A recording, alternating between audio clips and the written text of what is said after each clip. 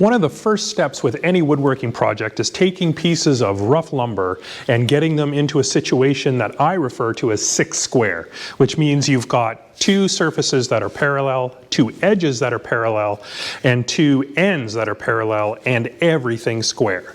I'm going to take you through the process of doing that with machines, and you'll see exactly how it gets done.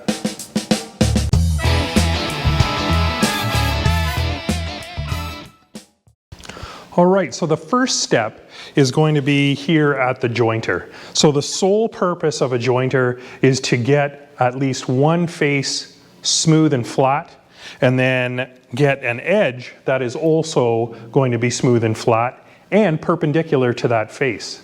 So basically we've got our rough board here with the, I've got the cup facing down.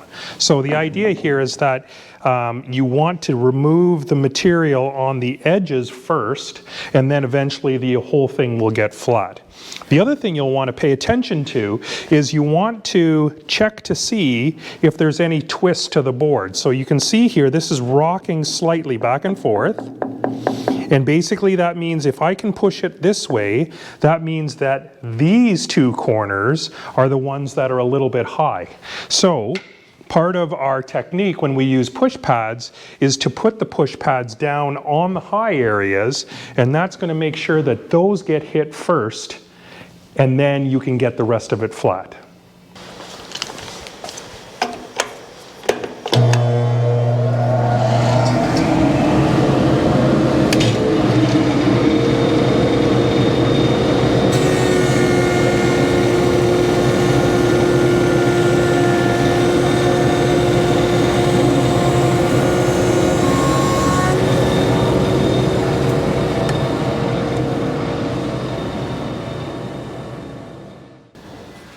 All right, now that we've got one side nice and flat, we're going to indicate which side that is, and we're just going to place a mark on the board that's going to indicate that this is the flat side. Because now this flat side, flat surface is going to go up against the fence, and then that's going to create this flat and square. One of the first things you'll want to do to make sure that you get good results is to check that your fence is in fact square. So get an engineer square, put it up against the table, and slide it into the fence and make sure that you can't see any light anywhere. Great, now that we know that this is nice and square, ready to go, we're going to put the board through. Now, what you want to be mindful of is that you don't want to actually put downward pressure on this board. You want to put lateral pressure or side pressure on the board, and then just simply push it through the machine. If you put too much downward pressure, you're just going to follow this angle. Whereas if you push up against the fence, now you're going to be imparting the angle that you want on there, which is a square one.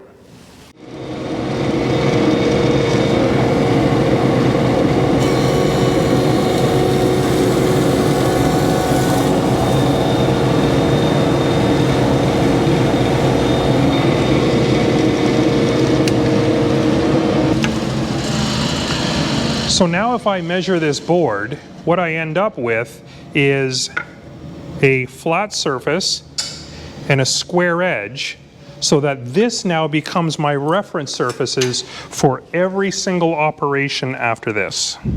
I just put another mark on here to indicate that this relationship is square.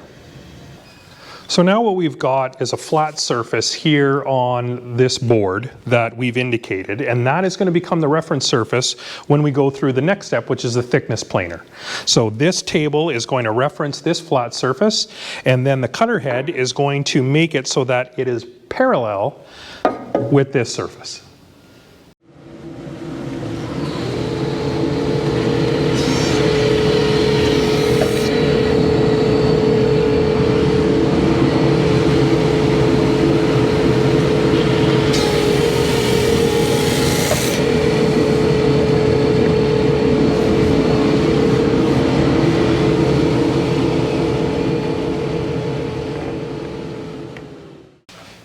All right, now we've got a board that has one surface that's good, an edge that's good, and another surface that's good. So essentially this board is 3 square, not quite 6 square. So the next step is going to be to get this edge to be parallel with this edge. And there's a couple of different ways that you can do that. You can do it on the bandsaw with a fence and then clean up the marks back at the jointer, or you can use the table saw. As well, you could use hand saws and hand planes as well. Today we're going to use the table saw. Okay, here we are at the table saw. I need this board to be 6.5 inches wide, so that's what I've got the fence set to. I've got a combination blade in there right now, which will be fine for ripping and cross-cutting. So basically now I'm going to be making sure that I use this mark, this side, up against the fence, because that's the true one, okay? Let's put on our safety gear, turn on the dust collector, and we're ready to go.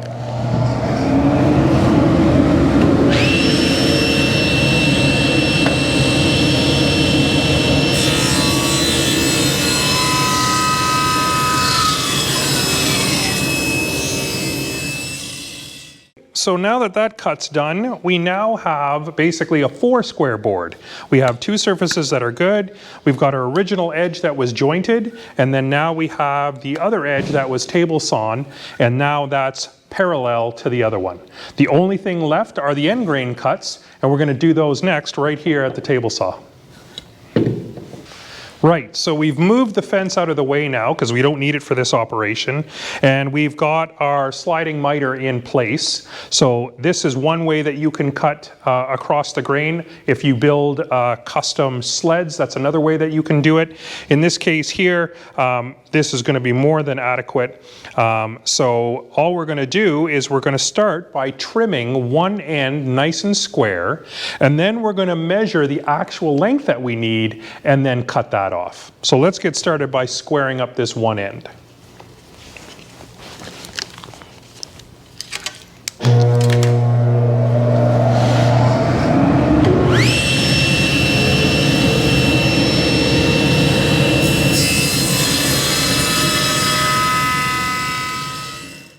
Okay, so what I want is 13 inches as my final length. So I'm going to measure that and make a pencil mark. Then I'm going to take my square and align it up with that pencil mark.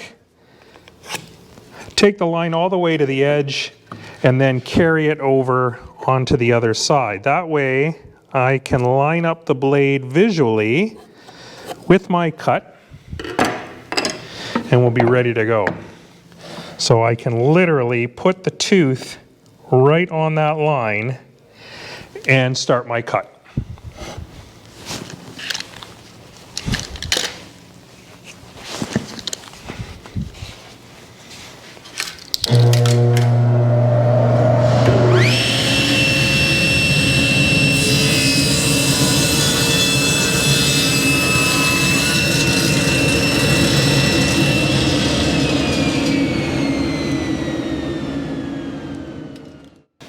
And there you have it. That's really all there is to getting a board 6 square using machines. So to start from the beginning, we got one surface on the jointer, and then we got one edge on the jointer. That became our reference area. Then we used that surface over at the thickness planer, and that referenced for this cut. And then we used this edge to reference against the fence of the table saw to get this cut.